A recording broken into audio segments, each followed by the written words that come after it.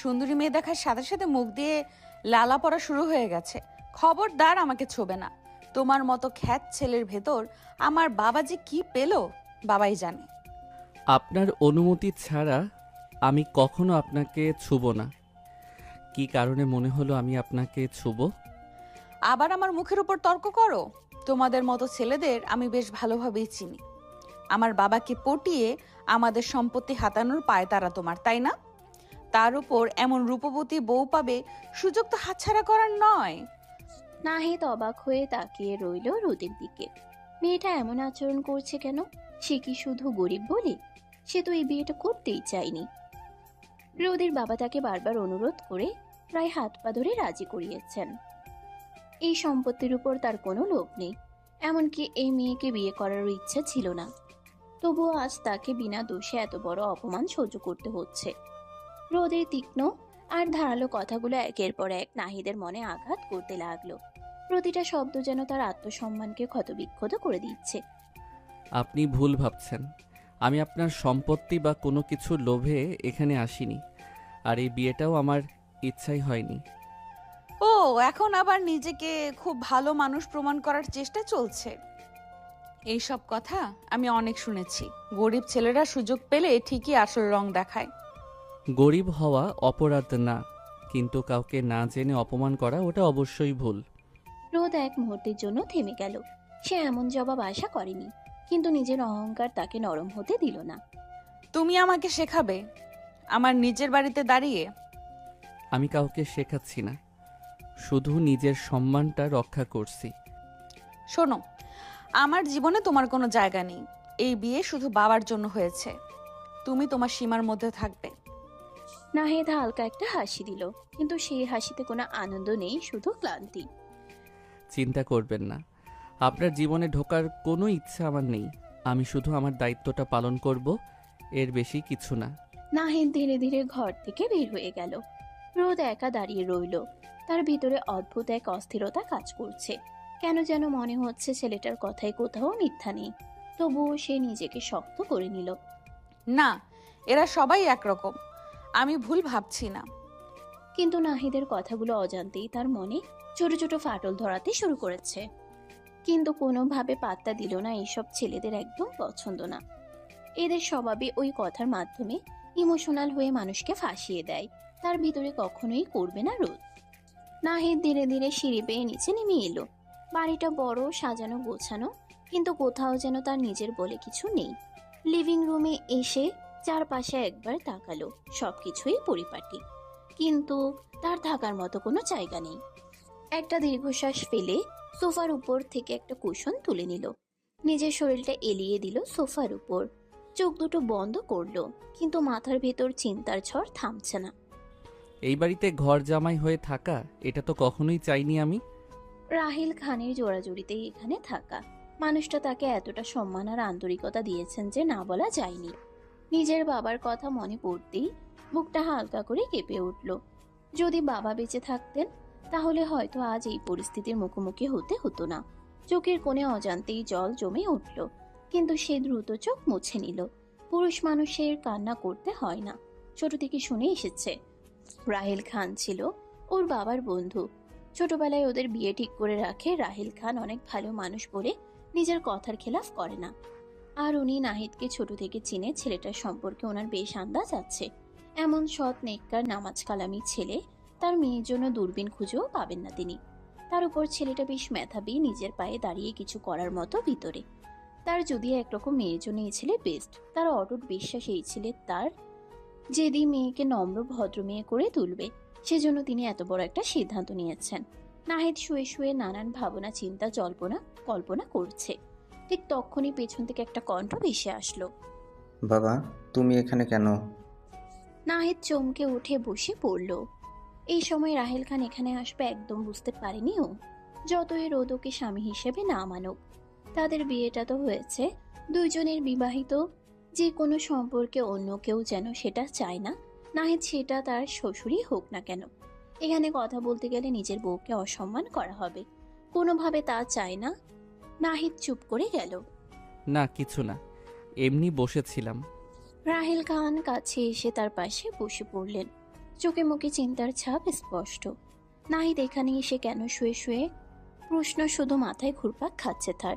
মেয়ে কেমন সে ভালো করে জানে। ভোলা ভালা ছেলেটা নম্র ভদ্র, তার মেয়ে কিছু করেছে। রোদ কি কিছু বলেছে তোমাকে? নিশ্চয়ই কিছু বলেছে। ও খুব জেদি মেয়ে। তুমি ওর কথায় কিছু মনে করো না বাবা। না আঙ্কেল, এমন কিছু না, আপনি চিন্তা করবেন না। আমি তোমার শ্বশুর, আমাকে আঙ্কেল ডাকছো কেন? বাবা বলবে। নাহিদ একটু অপ্রস্তুত হয়ে গেল, কিন্তু রাহিল খানের কথা শুনে ভালো লাগলো। রাহিল খান স্নেহ ভরে তার কাঁধে হাত রাখলেন। জি বাবা। আমি আমার মেয়েকে খুব ভালো করেই চিনি। বাইরে থেকে ও যতই কঠিন মনের হোক, ভেতরে একদম নরম। সময় লাগবে, কিন্তু ঠিক হয়ে যাবে। আমি কালই ওর সাথে কথা বলবো। না বাবা, প্লিজ ওর সাথে এই নিয়ে কিছু বলবেন না। কেন? ও স্বাধীন চেতা মেয়ে, আমি চাই না ওর জীবনে আমার কারণে কোনো চাপ আসুক। আপনি কিছু বললে ও হয়তো ভাববে আমি আপনাকে বলেছি, সেটা আমি চাই না। রাহিল খান কিছুক্ষণ চুপ করে থাকলেন। ছেলেটার উপর আরো ভালো লাগা কাজ করলো। কি সুন্দর পরিস্থিতি বুঝে নিতে পারে, তার মেয়েকে সম্মান করে। এই যুগে এমন ছেলে পাওয়া কঠিন। তুমি অনেক ধৈর্যশীল ছেলে নাহিদ। বাবা, একটা কথা ছিল। বলো। আমি ভাবছিলাম আমি যদি গ্রামের বাড়িতে ফিরে যাই, অফিসের কাজগুলো আমি ওখান থেকেই ম্যানেজ করতে পারবো। এখানে থাকাটা মানে সবার জন্যই হয়তো একটু অস্বস্তিকর হচ্ছে। তুমি চলে যেতে চাও? হ্যাঁ, মানে এটাই ভালো হবে মনে হয়। আমি আমার দায়িত্ব পালন করব, কিন্তু দূর থেকে। এতে কারোর ওপর কোনো চাপও থাকবে না। লিভিং রুমে এক মুহূর্তের জন্য নিস্তব্ধতা নেমে এলো। রাহিল খান গভীরভাবে নাহিদের দিকে তাকিয়ে রইলেন। ছেলেটার চোখে কোনো অভিযোগ নেই, শুধু ক্লান্তি আর আত্মসম্মানের নীরব দাবি। আমি তোমাকে জোর করে আটকে রাখবো না, কিন্তু একটা কথা মনে রেখো, এই বাড়িটা তোমারও। নাহিদ কিছু বলল না, শুধু মাথা নত করে বসে রইল। পরের দিন সকালটা ছিল অদ্ভুত নীরব। বাড়ির ডাইনিং টেবিলে সবাই বসে নাস্তা করলেও যেন কারোর মাঝেরই স্বাভাবিকতা নেই। নাস্তা শেষ হতেই নাহিদ ধীরে ধীরে উঠে দাঁড়ালো। বাবা, আমি তাহলে উঠি। উঠি মানে কোথায় যাচ্ছ একা? আমি গ্রামের বাড়িতে চলে যাচ্ছি, যেমনটা বলেছিলাম। রাহিল খান কিছুক্ষণ চুপ করে তাকিয়ে রইল, তারপর কিছু একটা ভেবে বলল, একা কেন যাচ্ছ? তোমার বউকে নিয়ে যাও সাথে। মানে? মানে আবার কি? বিয়ে হয়েছে তোমাদের, একসাথে থাকবে, এটাই স্বাভাবিক। রোদ এখনো ঘুমিয়ে আছে, ওঠেনি। সেটা দেখে আরো বিরক্ত হলো রাহিল খান। তিনি হঠাৎ কাজের মেয়েকে ডাকলেন। এই শোনো, রোদকে গিয়ে ডেকে আনো। বলো আমি ডাকছি। কাজের মেয়েটার সাথে সাথে উপরে গেল রোদের ঘরের দিকে। কিছুক্ষণ পরেই রোদ বিরক্ত মুখে নিচে নামলো। চোখে ঘুম, মুখে স্পষ্ট রাগ। কি হয়েছে বাবা, সকালে এইভাবে ডাকাডাকি কেন? তুমি নাহিদের সাথে গ্রামের বাড়িতে যাবে। রাহিল খানের কথা শুনে নাহিদ অবাক হয়ে তাকিয়ে রইল রাহিল খানের দিকে। রোদ কোনোদিন ওর সাথে যাবে না, ও বেশ ভালো করেই জানে। রাহিল খান তারপরও কেন জোর করছে ওকে। অন্যদিকে রোদ যেন মুহূর্তেই বিস্ফোরিত হয়ে উঠল। হোয়াট? আমি কোথাও যাচ্ছি না, আমার ক্লাস আছে, আমার লাইফ আছে। আমি কেন যাব ওর সাথে, তবু আবার ওর গ্রামে? তোমার মাথার সেন্স কি চলে গেছে? ওয়েট, ওই ছেলেটা তোমাকে বলেছে এমন করতে? How disgusting! তুমি এইরকম একটা থার্ড ক্লাস ছেলের কথা শুনে আমার উপর এমন জুলুম করতে পারো না। আমি অ্যাডাল্ট, আমার নিজের মতো করে আমি থাকবো। আমি কোথায় যাব না যাব আমি ভাববো সেটা। মুখ সামলে কথা বলবে, সমস্ত ভদ্রতা ভুলে গেছো। তুমি আমার সম্মান তোমার কথার মাধ্যমে মাটিতে মিশিয়ে দিচ্ছ। আর তুমি ওর সাথে যেতে বাধ্য, কারণ ও তোমার স্বামী। আমি ওকে স্বামী মানি না। মানো বা না মানো, বিয়েটা হয়েছে। আর আমি যা বলছি সেটাই তোমার ভালোর জন্য। আমি যাব না, এটা ফাইনাল। রাহিল খান এবার চেয়ার থেকে উঠে দাঁড়ালেন। তার চোখে এবার কঠোরতা স্পষ্ট। ঠিক আছে, তাহলে শোনো, তুমিও যদি না যাও তাহলে আমার কোনো সম্পত্তির ওপর তোমার অধিকার থাকবে না। বাবা, তুমি আমাকে এভাবে ব্ল্যাকমেল করছো? আমি তোমাকে বাস্তবতা বোঝাচ্ছি। জীবনে সব কিছু নিজের ইচ্ছা মতো হয় না, কিছু সম্পর্কে সময় দিতে হয়। রোদ চুপ করে গেল, তার চোখে রাগ, অপমান আর এক ফোঁটা অনিশ্চয়তা। ঠিক আছে, আমি যাব। নাহিদ পুরো সময়টা চুপ করে দাঁড়িয়েছিল। তার মুখে কোনো বিজয়ের হাসি নেই, বরং অস্বস্তি। বাবা, জোর করে। কখনো কখনো জোরটাই দরকার হয় বাবা। রোদ ঘুরে দাঁড়ালো, তার মুখ শক্ত। আমি রেডি হয়ে আসছি, কিন্তু একটা কথা মনে রাখবেন, আমি কারোর জন্য বদলাবো না। সে দ্রুত উপরে উঠে গেল। ঘরে আবার নীরবতা নেমে এলো। রাহিল খান ধীরে ধীরে নাহিদের দিকে তাকালেন। দেখো, ওর রাগটা সাময়িক, তুমি শুধু ধৈর্য ধরো। নাহিদ মৃদু হাসল। আমি চেষ্টা করব বাবা। দুপুর গড়িয়ে বিকেল। বাড়ির সামনে গাড়ি প্রস্তুত। ড্রাইভার সবকিছু গুছিয়ে রেখেছে। নাহিদ নিচে দাঁড়িয়ে, তার চোখে কোনো উত্তেজনা নেই, শুধু দায়িত্ববোধ। উপরে ঘরে আমি কি করতে যাচ্ছি? ওই গ্রামের ছেলের সাথে গ্রামে যাচ্ছি? উফ। সে ব্যাগটা জোরে বন্ধ করলো, যেন নিজের রাগটাও ব্যাগের ভেতরে ঢুকিয়ে দিচ্ছে। কিছুক্ষণ পর রোদ ধীরে ধীরে নিচে নামলো। সবাই তাকিয়ে আছে তার দিকে। নাহিদ একবার তাকালো, তারপর আবার চোখ সরিয়ে নিল। সাবধানে যেও, আর পৌঁছে ফোন দিও। জি বাবা। রোদ কিছু বলল না, মুখ ঘুরিয়ে গাড়ি দিকে হাঁটতে লাগলো। গাড়ি চলতে শুরু করলো। শহরের কোলাহল ধীরে ধীরে কমে আসছে। দুজনের মাঝখানে অদৃশ্য একটা দেয়াল। নাহিদ জানালার বাইরে তাকিয়ে। রোদ ফোনে ব্যস্ত, কিন্তু আসলে সে শুধু স্ক্রল করছে, মন নেই। একটা কথা বলবো? বলুন। আমার সাথে বেশি কথা বলার চেষ্টা করবেন না। আমি সাইলেন্স পছন্দ করি। ঠিক আছে। এত সহজ উত্তর পেয়ে রোদ একটু থেমে গেল। সে ভেবেছিল তর্ক হবে। কিছুক্ষণ পর গাড়ি একটা ছোট দোকানের সামনে থামলো। কেন থামলো? আপনি সকাল থেকে কিছু খাননি, একটু কিছু খেয়ে নিন। আমি এইসব রাস্তার দোকানের খাবার খাই না। ঠিক আছে, আপনি নিয়ে আসুন, আমি এখানেই থাকছি। নাহিদ নিজে কিছু না খেয়ে শুধু পানি নিয়ে এসে রোদের দিকে এগিয়ে দিল। অন্তত পানি খান। রোদ কিছুক্ষণ তাকিয়ে রইল, তারপর না চাইতেও বোতলটা নিয়ে এক চুমুক খেলো। লোকটা এমন কেন? নাটক করছে নাকি সত্যি? রাস্তা বদলে গেল। চারপাশে সবুজ খোলা আকাশ, ধানের ক্ষেত, পাখির ডাক। রোদ বিরক্ত হয়ে জানালার বাইরে তাকালো, তারপর একটু থেমে গেল। এত সুন্দর! সে নিজেই অবাক হলো, এই প্রথমবার গ্রামের সৌন্দর্য তার চোখে ধরা দিল। কিন্তু সঙ্গে সঙ্গেই নিজেকে সামলে নিল। ধুলো আর গরম ছাড়া কিচ্ছু না। গাড়ি এসে থামলো এক সাধারণ কিন্তু পরিষ্কার বাড়ির সামনে। উঠানে গাছ, পাশে টিউবওয়েল। একজন বয়স্ক মহিলা দৌড়ে এলেন। নাহিদ বাবা। কেমন আছেন খালা? ভালো বাপ, এটাই কি তোমার বউ? জি। আসো মা, ভিতরে আসো। রোদ চারিদিকে তাকিয়ে দেখছে, বিরক্ত লাগছে এসব কিছু। মহিলাটা একটা ঘরে ওকে নিয়ে গেল। গ্রাম্য ঘর, একটা খাট, আলমারি আর বাক্স আছে, কিন্তু পরিপাটিভাবে গোছানো। আমি এখানে থাকবো? একটা ছোট মেয়ে দৌড়ে এসে নাহিদের হাত ধরলো। ভাইয়া, তুমি এতদিন পর এলে কেন? কাজ ছিল রে পাগলি। আর এই আপুকে? এটা তোমার ভাবি। ছোট মেয়েটার কথা শুনে রোদ ভ্রু কুঁচকে তাকালো, যেন ভাবি শব্দটাই তার কানে বেমানান লাগছে।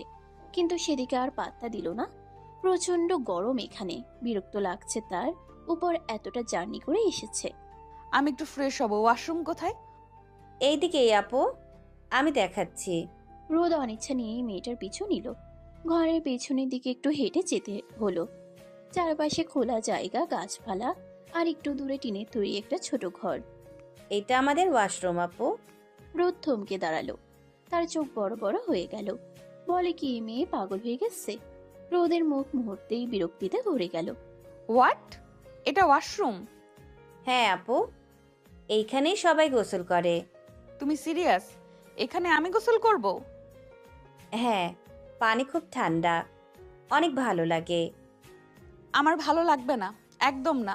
রোদ ঘুরে দাঁড়িয়ে দ্রুত ঘরের দিকে ফিরে গেল। তার মুখে ঘৃণা আর অস্বস্তি স্পষ্ট। ঘরে ঢুকেই, নাহিদ, জি। আমি এখানে থাকতে পারবো না। এই জায়গা, এই পরিবেশ, এই ওয়াশরুম, এটা কি? এটা গ্রাম, এখানকার জীবন এমনই। প্লিজ আমাকে এখান থেকে নিয়ে চলো এক্ষুনি। আমি এখানে 1 মিনিটও থাকতে পারবো না। আপনাকে এখানেই থাকতে হবে। আপনার বাবা আপনাকে এখানে থাকতে বলেছে। ও প্লিজ, আবার বাবা? সব কিছুতে বাবার নাম আনবেন না। আমি কোনো গ্রামের মেয়ে না যে এসব সহ্য করব। আপনাকে কেউ সহ্য করতে বলছে না, শুধু কিছুদিন মানিয়ে নিতে বলছে। মানিয়ে নিতে? এই গরমে, এই ধুলোয়, এই জায়গায়? ছোট থেকে তুমি এসবের মধ্যে বড় হয়েছো, আমি না। তোমার কোনো আইডিয়া আছে আমি কিভাবে বড় হয়েছি? আর তুমি আমাকে এখানে নিয়ে এসেছো, তোমার এখানে নিয়ে আসার আগে একবার ভাবা উচিত ছিল না? আমার বাবার কাছ থেকে তো টাকা হাতিয়েছো বেশ ভালোই, সেগুলো দিয়েও তো ঠিক করতে পারতে কিছু জিনিস। ননসেন্স। নাহিদ নদীর কথাগুলো শুনে মুখটা ছোট হয়ে গেল। সে তো কোনো টাকাই নেয়নি, না বিয়েটা করতে চেয়েছে, তবু এত অপমান সহ্য করতে হচ্ছে। ঠিক তখনই একটা হাত পাখা নিয়ে সেই ছোট মেয়েটা এসে দাঁড়ালো। আপু, গরম লাগছে? আমি বাতাস করি? না, দরকার নেই। আপু, তুমি শহর থেকে আসছো না? শহরটা কেমন? অনেক বড়? হ্যাঁ, অনেক বড়, আর তোমাদের এই গ্রামের মতো না। তুমি কি অনেক সুন্দর সুন্দর জায়গায় যাও? এত প্রশ্ন করো কেন? চুপ করে থাকতে পারো না? মেয়েটা একটু চুপ হয়ে গেল। তার মুখের হাসিটা ম্লান হয়ে গেল। নাহিদ তার বোনের সাথে এমন ব্যবহার করা দেখে বেশ খারাপ লাগলো। ওর সাথে যা ইচ্ছে তাই করুক, তার বোনের সাথে এভাবে কেন কথা বলছে রোদ? ও ছোট, ওকে এভাবে বলার দরকার ছিল না। আপনি আমাকে শেখাবেন কিভাবে কথা বলতে হয়? আমি শুধু বলছি ওর কোনো খারাপ উদ্দেশ্য নেই। হ্যাঁ, সবাই তো খুব ভালো এখানে। নাহিদ রোদের প্রতিটা কথাই প্রচন্ড খারাপ অনুভব করছে। এতটা অহংকার কেন এই রোদের? ঠিক তখন খালা একটা থালা নিয়ে ঘরে ঢুকলেন। মা, কিছু খেয়ে নাও, অনেক দূর থেকে এসেছো। থালায় ছিল গরম ভাত, ডাল আর ভাজি, সাদামাটা কিন্তু গরম গরম। সেটা দেখে রোদ চোখে খেয়ে ফেললো। এগুলো আমি খাই না। কেন মা? গরম গরম রান্না করেছি। আমি তো জানতাম না তোমরা আজকে আসবা।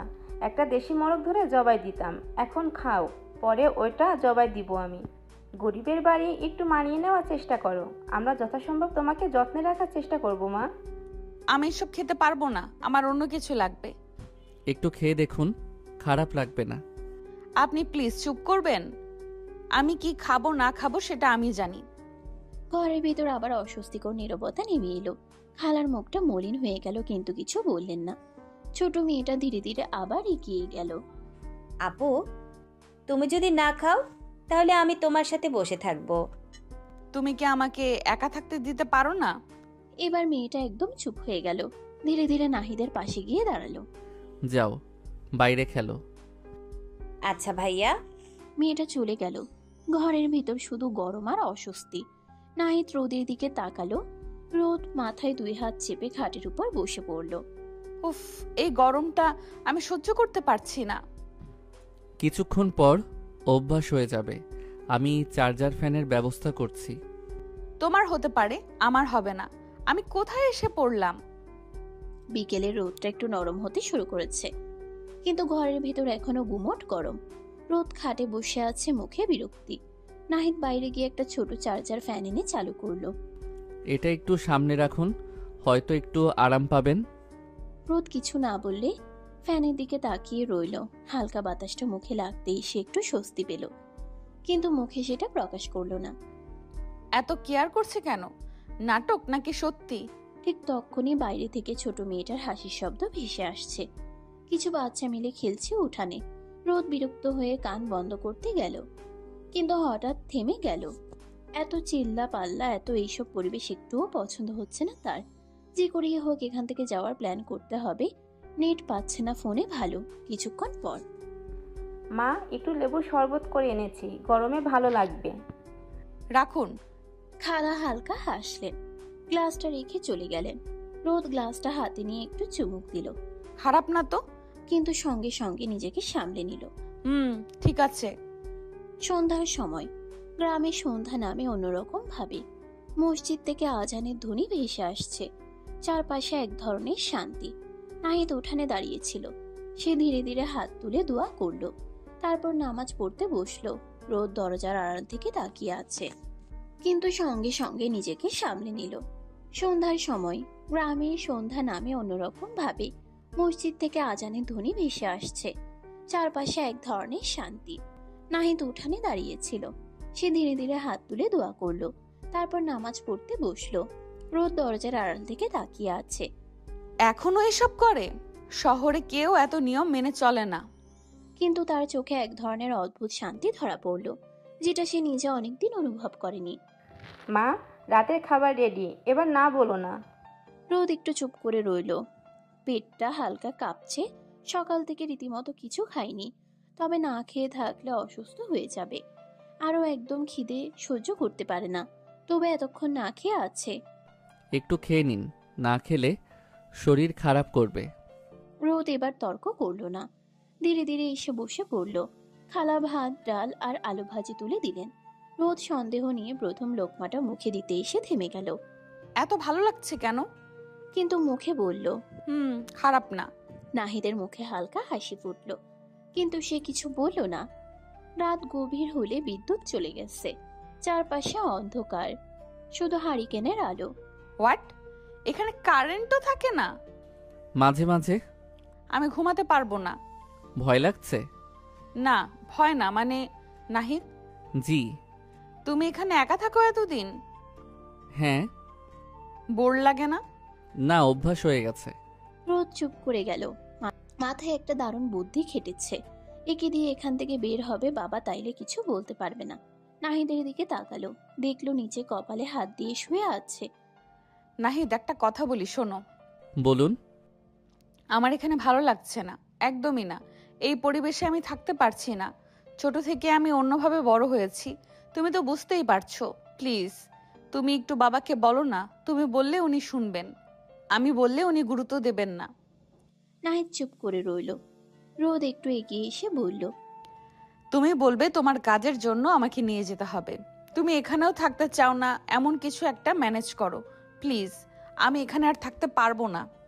আচ্ছা, আমি কথা বলবো। রোদ কিছুক্ষণ তাকিয়ে রইল, তারপর ঠোঁটের কোণে একটা ছোট বিজয়ের হাসি ফুটে উঠল। হয়ে গেছে, এবার এখান থেকে বের হওয়া যাবে। পরদিন সকাল। সকালের আলো উঠোনে ভরে গিয়েছে, পাখির ডাক, হালকা ঠান্ডা বাতাস, সব মিলিয়ে গ্রামের আরেকটা সুন্দর সকাল। কিন্তু রোদের মধ্যে কোনো আগ্রহ নেই। সে তাড়াতাড়ি উঠে রেডি হয়ে নিল। মা, এত সকালে উঠে পড়েছ, একটু নাস্তা করে যেও। না, লাগবে না, দেরি হয়ে যাবে। আবার আসবা তো মা, তোমাকে খুব ভালো লেগেছে। এইসব কোনো কথায় কান দিতে ইচ্ছে করছে না। এখন খুশি খুশি লাগছে, এটা যে বাড়ি যেতে পারবে, এই পরিবেশ থেকে মুক্তি পেয়ে যাবে। এত তাড়াতাড়ি একবারও ভাবিনি রোদ। ভেতরে বিরক্ত হলেও মুখে হালকা হাসি টানলো। দেখা যাবে। আপু, তুমি আবার আসবা, আমরা খেলবো। ছোট মেয়েটা দৌড়ে এসে রোদের হাত ধরলো। রোদ হাতটা আস্তে করে ছাড়িয়ে নিল। হ্যাঁ, দেখি। বিদায়ের সময় খালা দরজার পাশে দাঁড়িয়ে, চোখে মায়া। ছোট মেয়েটা একদম চুপ, শুধু নাহিদের হাত ধরে আছে শক্ত করে। ভাইয়া, আবার কবে আসবা? খুব তাড়াতাড়ি। তুমি ভালো করে পড়াশোনা করবে, ঠিক আছে? মেয়েটি মাথা নেড়ে বলল। রোদ একবার তাকালো মেয়েটার দিকে, কিছু একটা বলতে চেয়েও বলল না, শুধু মুখ ঘুরিয়ে গাড়িতে উঠে বসলো। সাবধানে যেও বাবা, আর মা, আবার আসবা। দেখি। গাড়ি ধীরে ধীরে চলতে শুরু করলো। গ্রামের সবুজ কাঁচা রাস্তা, সেই টিনের ঘর, সব পেছনে পড়ে যেতে লাগলো। রোদের মুখে এক ধরনের স্বস্তি। শেষমেশ বের হতে পারলাম। অন্যদিকে নাহিদ চুপচাপ জানালার বাইরে তাকিয়ে আছে, তার চোখে যেন একটু শূন্যতা। ঢাকায় ফিরে বিকেলের দিকে গাড়ি এসে থামলো বাড়ির সামনে। ড্রাইভার দরজা খুলে দিল। রাহেল খান দরজার সামনে দাঁড়িয়েছিলেন, চোখে অপেক্ষা। এত তাড়াতাড়ি চলে আসলে? বাবা, আমি বাসায় এসেছি, তুমি খুশি হওনি? রোদ মুখ গোমরা করে ফেলল। রাহেল খান মৃদু হেসে এগিয়ে এসে মেয়ের মাথায় হাত বুলিয়ে দিলেন। খুশি তো হয়েছি মা, কিন্তু মেয়েদের বিয়ের পর শ্বশুরবাড়িতে থাকা উচিত। প্লিজ বাবা, এই থার্ড ক্লাস মার্কা কথাবার্তা তুমি বলছো? সিরিয়াসলি? বাবা, আসলে আমার জবের জন্যই চলে আসতে হলো, কিছু জরুরি কাজ ছিল। তাই নাকি? জি। আর আমি ভাবছি আমি ম্যাসে থাকবো, এখানে থাকবো না। রোদকে এখানে রেখে গেলাম। না, তুমি কোথাও যাবে না, এই বাড়িতেই থাকবে।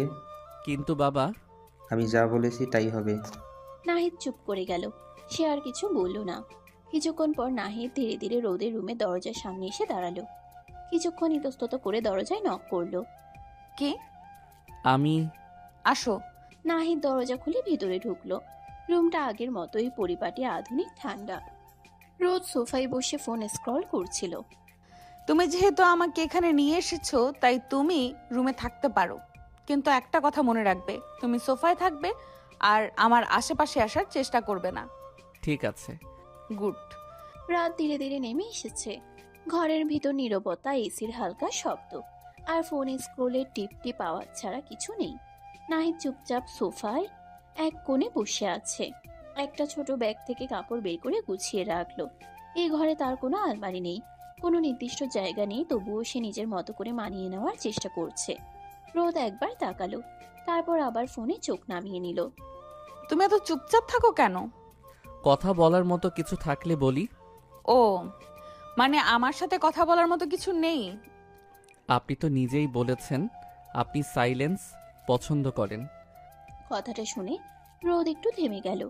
নিজের কথাই যেন নিজের বিরুদ্ধে চলে গেল। নিজের উপর বেজায় বিরক্ত হলো। কথাটা কোনো রকম ঘোরানোর চেষ্টা করলো। ঠিক আছে, এত সিরিয়াস হওয়ার দরকার নেই। তোমার গ্রামের বাড়ি থেকে এত তাড়াতাড়ি চলে আসতে সমস্যা হলো না? সমস্যা হলে কি আসতাম? তুমি কি সত্যিই আমার জন্য এসেছো? আপনি তো তাই চেয়েছিলেন। আমি তো বলেছিলাম তুমি ম্যানেজ করে বলো। আমি ম্যানেজ করিনি, সত্যি কাজ ছিল। লোকটা এমন কেন? একবারও আমাকে দোষ দিচ্ছে না। তারপর নিজেই নিজের উপর বিরক্ত হলো আবার। এই ছেলেকে কোনো মতে বিশ্বাস করা যাবে না। এরা প্রথম এমন ভালো সাজার নাটক করবে, পরবর্তীতে আসল রূপ দেখাবে। এর শায়েস্তা করা লাগবে। সমস্ত ভদ্রগিরি বের করে দিব এবার। পরের দিন সকালবেলা রোদ আর নাহিদ জানতে পারলো রাহিল খান বাড়িতে থাকবে না। অফিসের কাজে তাকে বাইরে যেতে হবে। এটা শুনে রোদ বেশ খুশি হলো। বাবা থাকবে না, এই সুযোগে এই ছেলের অবস্থা টাইট করে ছাড়বে ও। নাহিদকে সাথে নিয়ে কলেজের উদ্দেশ্যে রওনা হলো। কলেজে এসে গাড়ি থেকে নেমে রোদ নাহিদের দিকে তাকিয়ে বলল, আমার অনেক খিদে পেয়েছে, আমার জন্য খাবার ম্যানেজ করো। আমি স্যান্ডউইচ খাবো। অবশ্যই বাসাটা হতে হবে। তুমি বাসায় গিয়ে আবার স্যান্ডউইচ নিয়ে আসো। আচ্ছা, আমি নিয়ে আসছি, আপনি ততক্ষণ ক্লাস করুন। নাহিদ বুঝতে পারছে নদী তাকে অপমান করতে চাচ্ছে, তবু কিচ্ছু মনে করলো না। কতদূর কি করতে পারে দেখতে চাই শুধু। নদীও নাহিদের দিকে তাকালো। নাহিদ এক কথায় রাজি হয়ে যাওয়ায় একটু অবাক হলো, তবু পাত্তা দিল না। সামনে এগিয়ে এসে দেখলো ওর বন্ধু বান্ধব সব দাঁড়িয়ে আছে। তাদের দেখে এগিয়ে গেল, ওরাও এগিয়ে আসলো। কি রে রোদ, কই ছিলি রে তুই কাল? কোনো খোঁজ পাচ্ছিলাম না কেন? নাইট ক্লাবে আসিসনি, কি ব্যাপার? সরি, আমি একটু ব্যস্ত ছিলাম। আজকে যাব নাইট ক্লাবে। অবশ্যই, টেনশন করিস না। রিকি কই? হাই রোদ, এই যে আমি। কি অবস্থা তোমার? আজকে নাইট ক্লাবে জয়েন করবা আমাদের সাথে? না, আজকে আমাদের বাড়িতে পার্টি রাখি, তোমরা আসো। নাহিদ প্রায় দৌড়াতে দৌড়াতে কলেজের গেটের ভেতরে ঢুকলো। হাতে একটা ব্যাগ, ভেতরে যত্ন করে রাখা স্যান্ডউইচ। রোদ যেভাবে বলেছিল বাসারটাই এনে দিয়েছে। ওদের গ্রুপটা একটু দূরে দাঁড়িয়ে হাসাহাসি করছিল। নাহিদ এগিয়ে আসতেই রোদ চোখ তুলে তাকালো। তারপর ব্রু কুচকে বলে, এত লেট হলো কেন? রাস্তা একটু। অজুহাত দেওয়ার দরকার নেই। একটা স্যান্ডউইচ আনতে এত সময় লাগে? নাহিদ চুপ করে ব্যাগটা এগিয়ে দিল।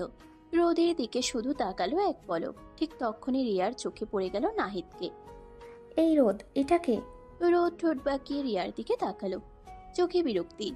রিয়া একটু কৌতূহলী চোখে নাহিদের দিকে তাকিয়ে রইল, তারপর হালকা হেসে, উফ, দেখতে তো বেশ হ্যান্ডসাম। কে রে, নতুন কেউ নাকি? তোর কি রুচির দুর্ভিক্ষ হয়েছে নাকি? মানে তাহলে কেউ? ও ও আমার বডিগার্ড, বলা চলে কাজের লোক। ড্রাইভার ভাবতে পারিস, যে কোনো একটা। কথাটা শেষ হতেই চারপাশে হালকা হাসির শব্দ উঠল। কেউ কেউ মুখ চেপে হাসছে, কেউ আবার সরাসরি তাকিয়ে আছে নাহিদের দিকে। নাহিদ অবাক হয়ে রোদের দিকে তাকালো। তার চোখে স্পষ্ট আঘাত। এক মুহূর্তের জন্য মনে হলো কিছু একটা বলবে, কিন্তু বলল না, শুধু মাথা নিচু করে দাঁড়িয়ে রইল। এই প্রথম না, তবুও আজকের অপমানটা যেন একটু বেশি লাগলো। একা হলে হয়তো সহ্য করা সহজ ছিল, কিন্তু সবার সামনে? সিরিয়াসলি এত হ্যান্ডসাম বডিগার্ড রাখছিস? কি করব বল, সিকিউরিটি তো লাগেই। রিয়া এখনো নাহিদের দিকে ফ্যালফেল চোখে তাকিয়ে আছে। নাহিদের হাতটা ধীরে ধীরে মুঠো হয়ে গেল, কিন্তু সে নিজেকে সামলে নিল। আপনার স্যান্ডউইচ। ঠিক আছে, তুমি যেতে পারো। নাহিদ কিছুক্ষণ দাঁড়িয়ে রইল। কিছু বলার ছিল, কিন্তু শেষ পর্যন্ত কিছুই বলল না। পেছন থেকে আবার হাসির শব্দ ভেসে এলো। হাঁটতে হাঁটতে নাহিদের মনে শুধু একটা কথাই ঘুরতে লাগলো। আমি কি সত্যি এতটা ছোট? অন্যদিকে রোদ স্যান্ডউইচে কামড় দিল। স্বাদটা ভালোই লাগছে, কিন্তু আজকে কেন জানি সেই স্বাদটাও তেমন আনন্দ দিচ্ছে না। কি রে, তুই এত রুট কেন ওর সাথে? কারণ ওর জায়গা ওকে বোঝাতে হবে। রিয়া আনমনে শুধু উত্তর দিল। হুম।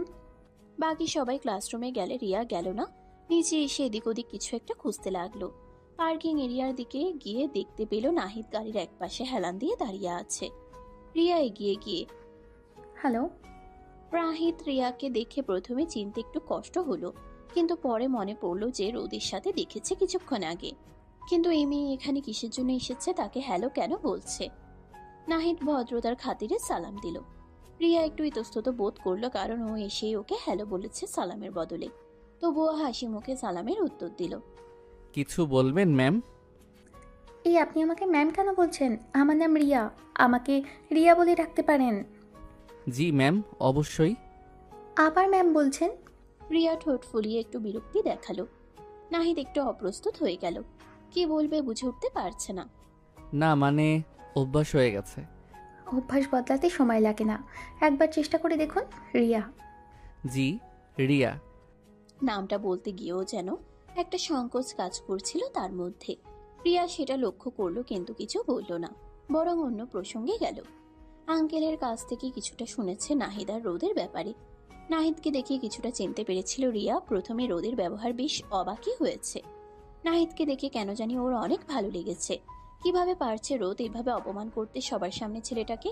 এখনকার যুগে এমন ছেলে কি খুঁজে পাওয়া যাবে একটা দুইটা? জিনিস কাছে থাকলে জিনিসের মর্ম বোঝে না মানুষ। প্রমাণ রোদ, যেটা করছি সেটা। আপনি মানে তুমি তুমি কি সত্যিই রোদের ড্রাইভার? প্রশ্নটা শুনে নাহিদ হালকা হেসে ফেলল। সেই হাসিতে একটু কষ্ট মিশেছিল। কি বলবে, যেখানে নিজের বউ সবার সামনে তাকে ড্রাইভার বলে পরিচয় করিয়েছে কাজের লোক, এখন যদি সত্যটা বলে রোদকে অপমানিত হতে হবে, সেটা নাহিদ কোনোভাবেই চায় না। কারণ রোদ এতে উল্টো ওকে আরো ভুল বুঝবে। মানুষ যা ভাবে আমি তাই। এইটা তো উত্তর না। সব প্রশ্নের সরাসরি উত্তর দেওয়া যায় না। ও যা বলল খারাপ লেগেছে তাই না?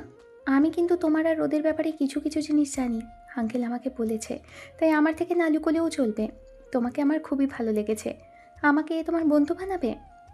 রোদের কথাগুলো খুবই অপমানজনক লেগেছিল, আমি বুঝতে পারছি তোমার অনেক খারাপ লেগেছে তাই না? প্রশ্নটা খুব সহজ ছিল, কিন্তু উত্তরটা কঠিন। নাহিদ চোখ সরিয়ে নিল।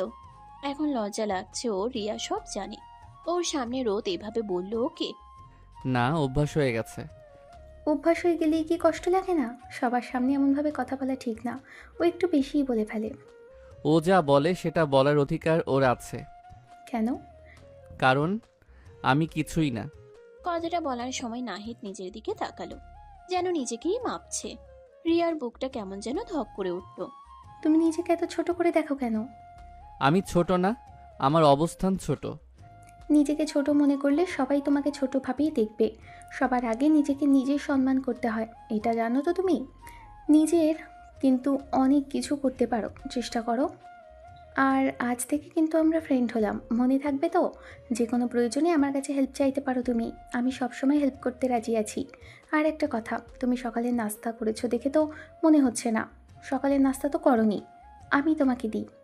আরে আরে কি করছো রিয়া, লাগবে না। লাগবে না মানে? তুমি এখনই আমার সামনে খাবে, বন্ধু বলেছো, আবার বন্ধুর সাথে এমন ব্যবহার করছো। লাগবে নাকি মানে? বন্ধুর কাছ থেকে জিনিস কেড়ে নিয়ে খেতে হয়, বুঝেছো? নাহিদ তখন রিয়ার দিকে তাকালো সরলভাবে। মেয়েটা বেশ মিশুক, একটু তার সাথে কিভাবে মিশে গেল। রিয়া জোর করে নাহিদের হাতে একটা বিস্কিটের প্যাকেট আর পানির বোতল ধরিয়ে দিল। নাহিদ না পেরে সেই খেতেই হলো ওর দেওয়া খাবার। রিয়া কিছুক্ষণ পর ওইখান থেকে চলে গেল নাহিদের থেকে বিদায় নিয়ে। নাহিদ রোদের ক্লাস শেষ হওয়ার অপেক্ষা করছে। রাহেল খান ওকে দায়িত্ব দিয়ে গেছে রোদের দেখাশোনা করার জন্য। নাহিদ অনেকক্ষণ ধরে দাঁড়িয়ে রয়েছে, এদিকে রোদের দেখা মিলছে না। ভার্সিটি থেকে সবাই চলে যাচ্ছে, আস্তে আস্তে ফাঁকা হয়ে যাচ্ছে, কিন্তু রোদের দেখা এখনো মিলল না। আধা ঘন্টা পর রোদ আসলো, সাথে ওর বন্ধু বান্ধব। তাও তাদেরকে বিদায় দিয়ে রোদ নাহিদের সামনে এসে দাঁড়ালো। কি এভাবে হা করার মতো করে দাঁড়িয়ে আছো কেন? অনেক টায়ার্ড লাগছে, তাড়াতাড়ি বাসায় নিয়ে চলো। নাহিদ কোনো উত্তর দিল না। রোজ গাড়িতে ওঠার পর নাহিদ গিয়ে ড্রাইভ করা শুরু করলো। কিছুক্ষণের মধ্যেই বাড়ি চলে আসলো ওরা। বাড়ি এসেই রোদ নিজের রুমে চলে গেল। নাহিদ নিজের দিকে তাকালো। ঘেমে একাকার হয়ে গেছে, তার শরীর নিজেরও ফ্রেশ হওয়া দরকার। কিন্তু কি করবে এখন? ও সমস্ত জামা কাপড় রোদের রুমে শিফট করা হয়েছিল। রাহিল খান এখন নেই, রোদ 1 মিনিট ওই রুমে থাকতে দিবে না ওকে, ও বেশ ভালোই জানে। কিন্তু কি করার, ফ্রেশ তো হতেই হবে। সে ভাবনা ভেবেই রোদের রুমের দিকে হাঁটা ধরলো। রুমে এসে নক করলো 2-3 বার, কিন্তু ভিতর থেকে কোনো সাড়া শব্দ পেল না। হালকা ধাক্কা দিতে দরজাটা খুলে গেল। নাহিদ ভাবলো ব্যাগটা নিয়েই চলে আসবে। রোদ মনে হয় ওয়াশরুমে এটাই সুযোগ, তাই যেই ভাবনা সেই কাজ। নাহিদ দূরত্ব গিয়ে নিজের ব্যাগ হাতে তুলে পিছনে ঘুরে আসতে নিলে জোরে ধাক্কা খেল রোদের সাথে। রোদ ওয়াশরুম থেকে শুধু একটা টাওয়াল পরা রয়েছে। ধাক্কাটা এত হঠাৎ ছিল যে দুজনেই কিছুক্ষণ স্থির হয়ে গেল। নাহিদের পিঠ দরজায় ঠেকে আছে, আর রোদ এতটাই কাছে একটুখানি নড়লেই ঠোঁট ছুঁয়ে গেল। দুজনের নিঃশ্বাস একে অপরের মুখে লাগছে। সময়টা যেন থেমে গেছে। নাহিদ হক চকিয়ে দ্রুত সরে যেতে চাইল, কিন্তু ঠিক তখনই রোদ নিজেকে সামলে নিয়ে জোরে তাকে ধাক্কা দিয়ে দূরে সরিয়ে দিল। বাহ, এতদিনে আসল রূপটা বের হলো। কি বলছেন আপনি? আমার শরীরের দিকে তোমার নজর, তাই না? দরজা খোলা দেখে এই সুযোগটা লুফে নিলে। না, আমি শুধু... চুপ। আমার দিকে ওই চোখে তাকিয়েছিলে অনেক দিন ধরে। আমি বুঝি না ভেবেছো আমার উপর নজর ছিল, তাই না? আগে বললেই তো পারতে, এত নাটক করার কি দরকার ছিল? নাহিদ স্তব্ধ হয়ে তাকিয়ে রইল। কথাগুলো ছুরির মতো কেটে গেল নাহিদের ভেতরটা। রোদ এটা কি বলল? ও চাইলে তো আগে নিজের অধিকার আদায় করে নিতে পারত। হ্যাঁ, অধিকারই তো। রোদের উপর সম্পূর্ণ অধিকার আছে ওর, বিবাহিত স্ত্রীও। কিন্তু তবু কোনো কিছু করেনি একই রুমে থেকে। আর এখন এই সামান্য ব্যাপার নিয়ে রোদ ওকে এত বড় অপবাদ দিচ্ছে, যেখানে রোদের জন্য সম্পূর্ণ হালাল। কি ভেবেছো আমি কিছু বুঝি না? সারাদিন চুপচাপ থাকো, ভদ্র সাজার চেষ্টা করো, আর সুযোগ পেলেই... সত্যি বলতে কি, তোমার মতো ছেলেদের আমি খুব ভালো করেই চিনি। আপনি সীমা ছাড়িয়ে যাচ্ছেন। সীমা? তোমার আবার সীমা আছে? নিজের জায়গাটা ভুলে গেছো নাকি? তুমি এখানে কি সেটা মনে করিয়ে দিতে হবে। নাহিদের হাত মুঠো হয়ে গেল, কিন্তু সে কিছু বলল না। একটা কাজের লোক, একটা ড্রাইভার বলা চলে, আর তুমি ভাবছো তুমি আমার সমান হয়ে দাঁড়াতে পারো? নাকি ভাবছো আমাকে ছুলেই তুমি কিছু হয়ে যাবে? আমি আপনাকে ছোঁয়ার কথা ভাবিও না। হো প্লিজ, নাটক করো না। একটু আগে কি হচ্ছিল সেটা আমি দেখিনি। আমি বলেছি এটা দুর্ঘটনা ছিল। আর আমি বলছি এটা ইচ্ছে করে। কিন্তু দুঃখের বিষয়, তুমি ভুল মানুষকে বেছে নিয়েছো। কথাটা বলেই রোদ সোজা হয়ে দাঁড়ালো। নাহিদ রোদের দিকে তাকিয়ে আছে, অবাক হচ্ছে রোদের অহংকারী কথাবার্তা শুনে। টাকা থাকলেই যে ভদ্রতা সভ্যতা আসে সেটা রোদকে না দেখলে হয়তো বুঝতো না। রোদ আয়নার দিকে তাকিয়ে, আমার লেভেলে আসার চেষ্টা করো না। আয়নায় নিজেকে একবার দেখো, তারপর আমার দিকে তাকাবে। নাহিদ কিছুক্ষণ চুপ করে রইল। তার চোখে স্পষ্ট অপমান, কিন্তু সেই সাথে একটা অদ্ভুত শান্তি। সে ধীরে ধীরে ব্যাগটা হাতে নিল। আমি কখনো আপনার লেভেলে আসার চেষ্টা করিনি, আর আল্লাহ আপনার লেভেলে কখনো যাতে আমাকে না নিয়ে যাওয়ায় আমি অনেক খুশি হব, কারণ আমি জানি মানুষ লেভেল দিয়ে বড় হয় না। রোদ এক মুহূর্তের জন্য থেমে গেল, কিন্তু কিছু বলল না। নাহিদ দরজার দিকে এগিয়ে গেল, হাত বাড়িয়ে দরজা খুলল, তারপর হালকা থেমে আবার বলল, আর একটা কথা, সম্মান কেউ দিলে পাওয়া যায় না, নিজের আচরণেই সেটা তৈরি হয়। তারপর আর কিছু না বলে বেরিয়ে গেল। দরজা বন্ধ হওয়ার শব্দটা এবার আগের চেয়ে অনেক ভারী লাগলো। রোদ স্থির হয়ে দাঁড়িয়ে রইল। তার ভিতরে রাগ এখনো আছে, কিন্তু কোথাও একটা অস্বস্তিও কাজ করছে। নাহিদ ওকে এতগুলো কথা শুনিয়ে দিয়ে গেল কেন? একটু বেশি এবার বেড়েছে। বিরক্ত লাগছে সবকিছু রোদের এখন। বিকেলের আলোটা তখন ধীরে ধীরে নরম হয়ে এসেছে। বাড়ির বাগান জুড়ে হালকা বাতাস বইছে, ফুলের গন্ধে চারপাশটা শান্ত। কিন্তু সেই শান্তির মধ্যে বসে থাকা নাহিদের মনটা ততটা শান্ত না। নাহিদ মাটির কাছে ঝুঁকে গাছের আগাছা পরিষ্কার করছিল। রোদই তাকে কাজটা করতে বলেছিল। কাজ করছে, ঠিক তখনই গেটের দিক থেকে কারো কণ্ঠ ভেসে এলো। এই গার্ডেনার সাহেব, হ্যাঁ তো মন দিয়ে কাজ করছো নাকি? নাহিদ মাথা তুলে তাকালো। রিয়াকে দেখে একটু অবাকই হলো। ওর হাতে একটা ছোট ব্যাগ, চোখে সে আগের মতো হাসি। রিয়া এখানে কি করছে? নিশ্চয়ই রোদের সাথে দেখা করতে এসেছে। ভদ্রতার খাতিরে নাহিদ রিয়াকে সালাম দিল। রিয়া সালামের উত্তর দিল। আপনি মানে তুমি এখানে? কেন, আসতে পারি না নাকি? নাকি এই গার্ডেনও প্রাইভেট? না না, সেটা না, মানে হঠাৎ সামনে দেখলাম তো সেজন্য। রোদ ম্যামের সাথে দেখা করতে এসেছো? হঠাৎ না। হ্যাঁ, রোদের সাথে দেখা করতে এসেছিলাম, কিন্তু এখন তোমাকে গার্ডেনে কাজ করতে দেখে আমি এসেছি তোমাকে হেল্প করতে। ধরে নাও। বলেই রিয়া জুতো খুলে একেবারে নাহিদের পাশে বসে পড়ল। হাত বাড়িয়ে একটা ছোট গাছের পাশে আগাছা তুলতে শুরু করলো।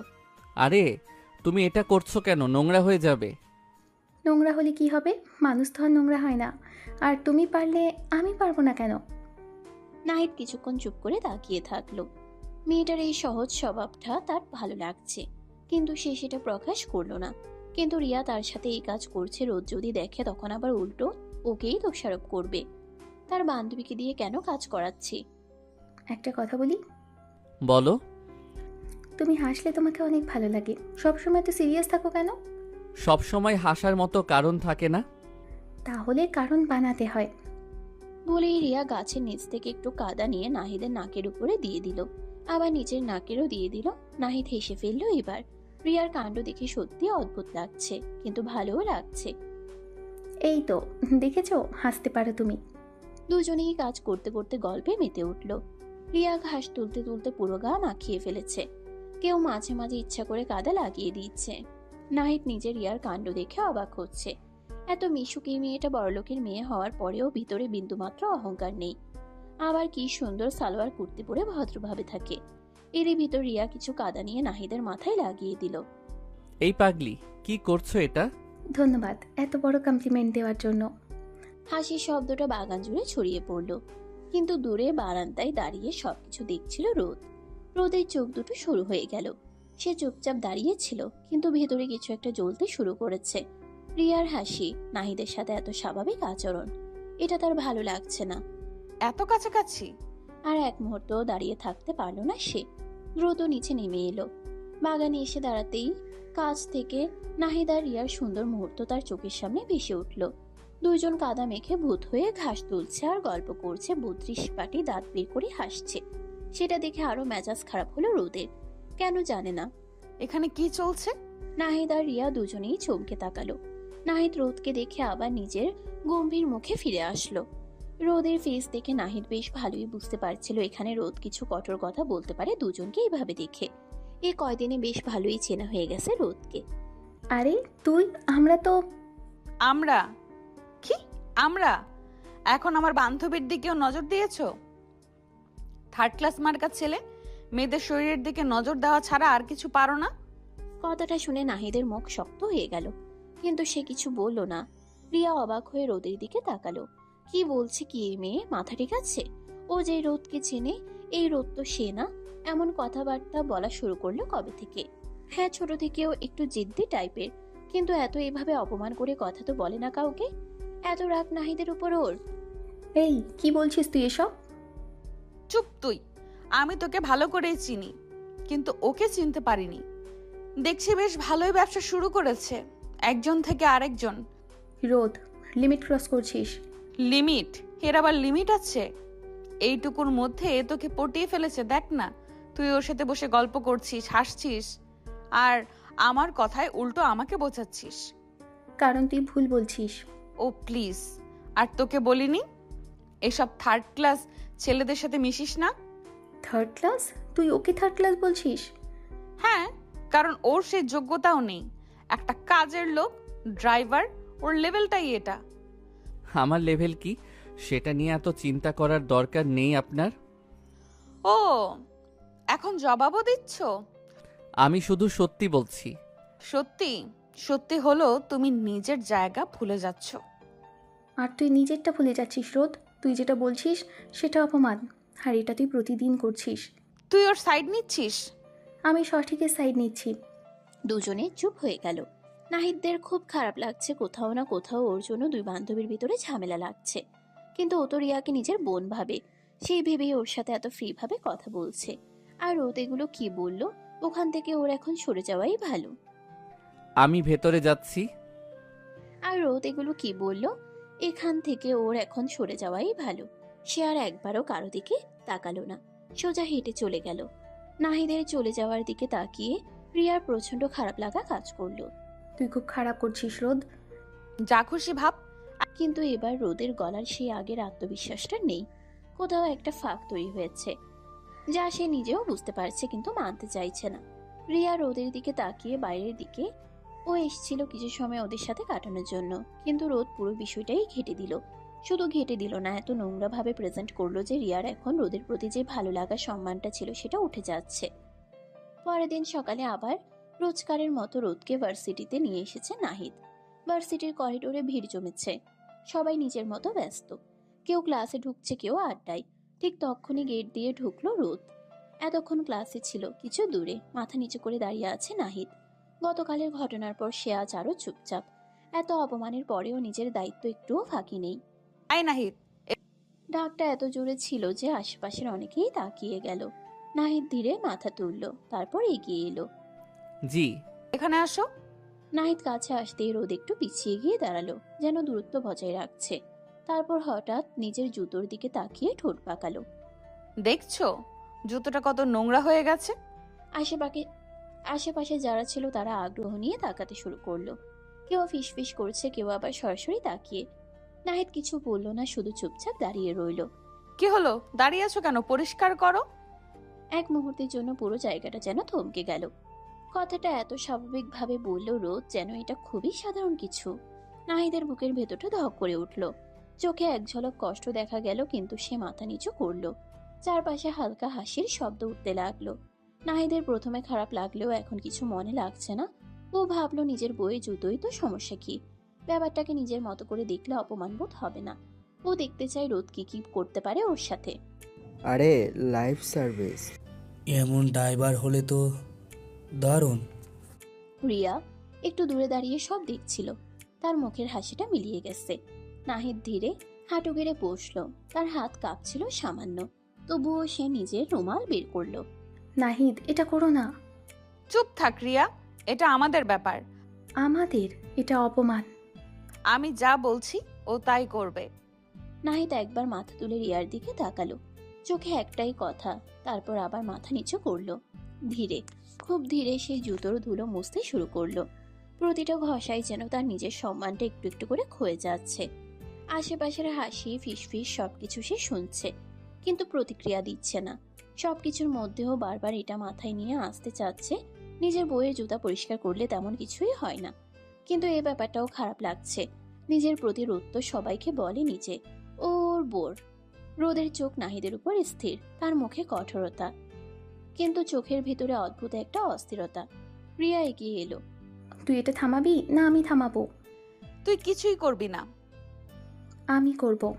রিয়া হঠাৎ নিচু হয়ে নাহিদের হাত ধরে ফেলল। নাহিদ রিয়ার দিকে তাকালো, মাথা নাড়িয়ে সরে যাওয়ার ইচ্ছা সারা করলো। ওর কাজও শেষ করে তারপর উঠবে, কিন্তু রিয়া নাহিদের ইশারায় কোনো কাজই দিল না। আরো রেগে গেল রিয়া। এবার ওর রাগ লাগছে নাহিদের উপর। এই ছেলে কি দিয়ে তৈরি? এত অপমানের পরেও এত কিছু সহ্য করছে কেন? ওঠো। না রিয়া প্লিজ। না, এটা আমি হতে দেব না। হাত ছাড়ো ওর। তুই আর যা করছিস, এটা তুই না রোদ। আমি ঠিকই আছি, সমস্যা তোর। সমস্যা আমার না, সমস্যা তোর অহংকার। কথাটা যেন সরাসরি গিয়ে লাগলো রোদের ভেতরে। এক মুহূর্তের জন্য সে চুপ হয়ে গেল। এই সুযোগে নাহিদ ধীরে হাতটা সরিয়ে নিল। সে উঠে দাঁড়ালো। তার চোখে পানি নেই, কিন্তু ভেতরের ভাঙনটা স্পষ্ট। হয়ে গেছে। প্রশ্নটা এত স্বাভাবিক ছিল যে আশেপাশের অনেকেই চুপ হয়ে গেল। রোদ কিছু বলল না। প্রথমবারের মতো সে উত্তর খুঁজে পেল না। নাহিদ ঘুরে হাঁটা দিল। শুধু রিয়ার চোখে পানি চলে এলো। তুই আজ ওকে না, নিজেকেই ছোট করলি রোদ। একদিন পস্তাবি এগুলো ভেবে, দেখে নিস। রোদ স্থির হয়ে দাঁড়িয়ে রইল। একটা ঢোক গিলল। কেন জানি খারাপ লাগছে এখন। কারণটা কি? ওকে একটু বেশি বেশি করে ফেলছে? এত জিদ রাগ কাজ করছে কেন নিজের ভিতর? রাতটা আজ অদ্ভুতভাবে ভারী লাগছে। শহরের আলো ঝলমলে রাস্তাগুলো পেরিয়ে গাড়িটা থামলো রিকিদের বাড়ির সামনে। বড় গেট। ভেতরে ঢুকতেই লাইটে ঝলসে ওঠা এক আলাদা জগৎ, হাসি, গান আর কোলাহল। রোদ আয়নার দিকে একবার নিজেকে দেখে নিল। পাশে বসা নাহিদের দিকে একবারও তাকালো না। চলো। নাহিদ চুপচাপ দরজা খুলে নামলো। ভেতরে ঢুকতেই সবাই রোদকে ঘিরে ধরলো। অভ্যর্থনা, প্রশংসা। আর নাহিদ, সে ধীরে ধীরে এক কোণে গিয়ে দাঁড়ালো। রিয়া দূর থেকে অনেকক্ষণ ধরে নাহিদকে একটু খেয়াল করছে। একা দাঁড়িয়ে থাকতে দেখে ও এগিয়ে আসলো। এই, তুমি এখানে একা বসে আছো কেন? নাহিদ মাথা তুলে তাকালো। রিয়া পাশে এসে বসেছে। রিয়াকে দেখে মুচকি হাসলো। রিয়া ওকে দেখে হাসি ফিরিয়ে দিল। এমনি ভালো লাগছে এখানে। মিথ্যে বলছো। সব সত্যি বলাও যায় না, তুমি সব জানো রিয়া, তবু কেন জিজ্ঞেস করছো? তুমি না খুব অদ্ভুত। দুজনেই একটু চুপ করে রইল। ভেতরে তখন মিউজিক জোরে বাজছে, আলো কমে এসেছে, ডান্স ফ্লোরে সবাই জমে উঠেছে। তারপর রিয়ার কথা উঠালো, জানে নাহিদ নিজে থেকে কিছু বলবে না। দুজন গল্প করতে লাগলো অন্যদিকে। হেই রোদ, একটা ডান্স হবে? রোদ এক চিলতে হাসলো, না বলার কোনো ইচ্ছা তার নেই। দূরে দাঁড়িয়ে থাকা নাহিদের দিকে তাকালো। পাশে রিয়াকে দেখে কেন জানি ভিতরটা জ্বলে উঠল তার। সেই তাড়নায় আরো রাজি হয়ে গেল রিকির অফারে। শিওর। দুজন ডান্স ফ্লোরে চলে গেল। মিউজিকের তালে তালে ধীরে ধীরে তারা কাছে আসতে লাগলো। রিকের হাত রোদের কোমরে, রোদও সরে এলো না। চারপাশে হাততালি, উল্লাস। নাহিদের চোখ স্থির হয়ে গেল সেই দৃশ্যে। তার হাত ধীরে ধীরে মোটো হয়ে গেল, শিরাগুলো টান টান, বুকের ভেতরটা কেমন জ্বলে উঠছে। আর সহ্য হলো না, সে উঠে দাঁড়ালো। কারো দিকে না তাকিয়ে সোজা বেরিয়ে গেল বাইরে। পুল সাইডে এসে থামলো। ওর পিছন পিছন রিয়াও এগিয়ে আসলো। তুমি এখানে? ভেতরে ভালো লাগছিল না? ওদের জন্য? নাহিদ কিছু বলল না। তুমি কষ্ট পাচ্ছ? না। আবার মিথ্যে। সব কিছু সহ্য করা যায়, কিন্তু কিছু কিছু জিনিস ভিতরটা ভেঙে দেয়। তাহলে সহ্য করো কেন? কারণ আমার সহ্য করা ছাড়া আর কিছু করার নেই। ভুল, সবসময় একটা না একটা রাস্তা থাকে। সবার জন্য না রিয়া। রিয়া তাকিয়ে রইল তার দিকে। এই ছেলেটা যতটা চুপ, তার ভেতরে ততটাই ঝড়। রিয়া বুঝতে পারছে যতই হোক রোদ নাহিদের বিবাহিত স্ত্রী। দুজনের ভিতর তেমন সম্পর্ক না থাকলেও হালাল একটা বন্ধন আছে, যার থেকে নাহিদের ভিতরে আরো জেলাসি আর রাগ সৃষ্টি হচ্ছে রোদকে অন্য একটা ছেলের সাথে দেখে। ডান্স শেষ হয়েছে। অন্যদিকে, ওয়াও, তুমি তো ফায়ার। থ্যাঙ্কস। চলো একটা ড্রিঙ্ক হয়ে যাক। না, আমি ড্রিঙ্ক করি না। আরে প্লিজ, এত সিরিয়াস কেন? একটু রিল্যাক্স করো। বললাম তো না। আরে গ্রামের মেয়ে নাকি, ড্রিঙ্ক করবে না মানে? রোদের ভ্রু কুঁচকে গেল। এই গ্রাম কথাটা শুনে ওর মাথায় আগুন ধরে গেল। কিন্তু চারপাশে সবাই তাকিয়ে আছে। রিকি গ্লাসটা এগিয়ে দিল। ট্রাস্ট মি, জাস্ট একটা সিপ। রোদ একটু দ্বিধা করলো, তারপর নিজেকে প্রমাণ করতে না বলতে না পারার এক অদ্ভুত চাপে গ্লাসটা হাতে নিল। রিকির চোখে তখন এক ঝলক অন্যরকম হাসি। রোদ জানে না, সেই গ্লাসে শুধু ড্রিঙ্কস ছিল না, কিছু একটা মিশে গেছে যা সবকিছু বদলে দিতে পারে। রোদ ধীরে গ্লাসটা ঠোঁটে তুলল, ঢকঢক করে গিলে নিল। নেওয়ার পর বেশ ভালো লাগলো প্রথমে, নাকি বাজে গন্ধ আসলেও এখন ভালো লাগছে। রিকিকে ইশারা করলো আরো ড্রিঙ্ক দিতে। রিকি ঠোঁটে একটা গভীর হাসি ফুটলো। রোদকে একের পর এক ড্রিঙ্ক দিতে লাগলো। আস্তে আস্তে রোদের চোখ ঝাপসা হয়ে আসে। ওকে দেখে কাছে এগিয়ে এসে জিজ্ঞেস করলো, তুমি ঠিক আছে তো রোদ? তোমার কি মাথা ঘুরছে? তুমি চাইলে রুমে রেস্ট নিতে পারো। চলো আমি তোমাকে এগিয়ে দিয়ে আসি। বলেই রিকি রোদকে নিয়ে ওর রুমের দিকে গেল। রোদ এইদিকে কোনো কিছুর সেন্সে নেই, ড্রাগের তাড়নায় চোখ খুলতে পারছে না। রিকি রোদকে রুমে নিয়ে গিয়ে ওকে ছুড়ে দিল। তারপর রোদের দিকে তাকালে ভালো করে এত রেড কালারের গাউন পরা আছে, শরীরের সাথে লাল কালারটা বেশ মানিয়েছে। সেদিকে তাকিয়ে একটা বাঁকা হাসি দিল রিকি। কলেজের প্রথম দিন থেকে রোদের উপর নজর ছিল, কিন্তু কিছুতেই বাঘে পাচ্ছিল না। ও বেশ অবাক হলো কিছুদিন আগে রোদ নিজে থেকে ওর সাথে কথা বলতে আসতে দেখে।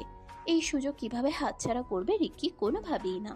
রিকি রোদের দিকে তাকিয়ে নিজের শার্ট খুলতে লাগলো, খুলে টান দিয়ে খুলে ফেললো। তারপর নিজের আলমারির কেবিন থেকে এক বোতল ওয়াইন বের করে ঢাকনা তুলে ঢকঢক করে খেতে লাগলো। খাওয়া শেষ হলে শব্দ করে বোতলটা টেবিলের উপর রেখে রোদের দিকে এগিয়ে যেতে লাগলো। রোদের মুখের দিকে ঝুঁকে রোদের কানের দুলগুলো খুলতে লাগলো। দুলগুলো খুলে রেখে রোদের জামার চেনে হাত লাগাবে ঠিক সেই সময় ভেতরের ঘরটা তখন এক অদ্ভুত নিস্তব্ধতায় ডুবে গেছে। রিকির রুমে ঢুকেই নাহিদের চোখ যা দেখলো সেটা যেন মাথার ভিতরে আগুন জ্বালিয়ে দিল। বিছানায় আতশোয়া অবস্থায় ছিল রোদ, আর তার উপর ঝুঁকে ছিল রিকি। পরিস্থিতিটা বুঝতে এক সেকেন্ডও লাগেনি। তখন নাহিদ আর রিয়া গল্প করতে করতে রিয়া নাহিদকে খাওয়ার জন্য অফার করলো, সেজন্য দুজন ভিতরে আসে। ভিতরে এসে বেশ অনেকক্ষণ হয়ে যাচ্ছে, তবু রোদকে আশেপাশে কোথাও না দেখে নাহিদ একটু চিন্তিত হয়। রিয়া ফলো করে, রিক্কিও আশেপাশে কোথাও নেই। কেন জানি রিয়ার মনে খটকা লাগে। ও ওর আরেকটা ফ্রেন্ডকে জিজ্ঞেস করতেই সে বলে রোদ রিক্কির সাথে উপরের দিকে গেছে। নাহিদ আর রিয়া উপরে যায়। প্রতিটা রুম খুঁজতে খুঁজতে রুমের সামনে এসে দাঁড়িয়ে গেট খুলতেই ওই দৃশ্য দেখার পর নাহিদের শরীর কেঁপে উঠল, রাগে না শুধু ভয়েও। পরের মুহূর্তেই সে সামনে ঝাঁপিয়ে পড়ল। হারামজাদা! কথাটা শেষ হওয়ার আগেই রিকিকে টেনে সরিয়ে দিল সে। তারপর আর কিছু ভাবেনি, ঘুষি একের পর এক পড়তে লাগলো রিকির মুখে, বুকে। রিকি প্রথমে কিছু বুঝে উঠতে পারলেও দ্রুতই মাটিতে লুটিয়ে পড়ে গেল। আশেপাশে যা কিছু আছে সব যেন ঝাপসা হয়ে গেছে। নাহিদের চোখে শুধু একটা জিনিস পরিষ্কার, রোদ। পেছন থেকে রিয়া বলে, নাহিদ থামো, ও মরবে। শেষমেশ রিয়াই গিয়ে নাহিদের হাত শক্ত করে টেনে সরালো। নাহিদের বুক তখনও ওঠানামা করছে, চোখে রাগের আগুন। সে এক মুহূর্তও দেরি না করে বিছানার পাশে ছুটে গেল। রোদ, শুনতে পাচ্ছেন? রোদ অর্ধ চেতন অবস্থায় কিছু অস্পষ্ট শব্দ করলো, মাথাটা এদিক ওদিক ঘুরলো, চোখ আধ খোলা। কিছুই ঠিক মতো বোঝা যাচ্ছে না। নাহিদ বুঝলো এটা স্বাভাবিক অবস্থা না। সে কোনো দ্বিধা ছাড়াই রোদকে কোলে তুলে নিল। মেয়েটা নড়ছিল, মাঝে মাঝে অস্পষ্টভাবে কিছু বলছিল, কিন্তু পরিষ্কার কিছু নয়। রিয়া দ্রুত পাশে এসে, চলো, এখান থেকে বের হতে হবে। বাইরে বের হয়ে দূরত্ব বাড়ির দিকে রওনা দিল। নাহিদ স্টিয়ারিং ধরে আছে শক্ত করে, তার চোখ সামনে কিন্তু মন পুরোটা রোদের দিকে। পেছনের সিটে রোদ অস্থিরভাবে নড়ছে। রিয়া আর রোদের সাথে আসতে পারেনি, এদিকটাও সামলাবে বলেছে। রিকিকে এই অবস্থায় একদম ফেলে রাখা যাবে না। রোদ রাগ নেওয়ার ফলে নিজের মধ্যেই নেই, কি বলছে না বলছে কোনো কিছুরই ঠিক নেই। নাহিদ, তুমি আছো? জি, আমি আছি। আপনি চুপ করে বসেন, এখনই চলে আসবো আমরা বাসায়।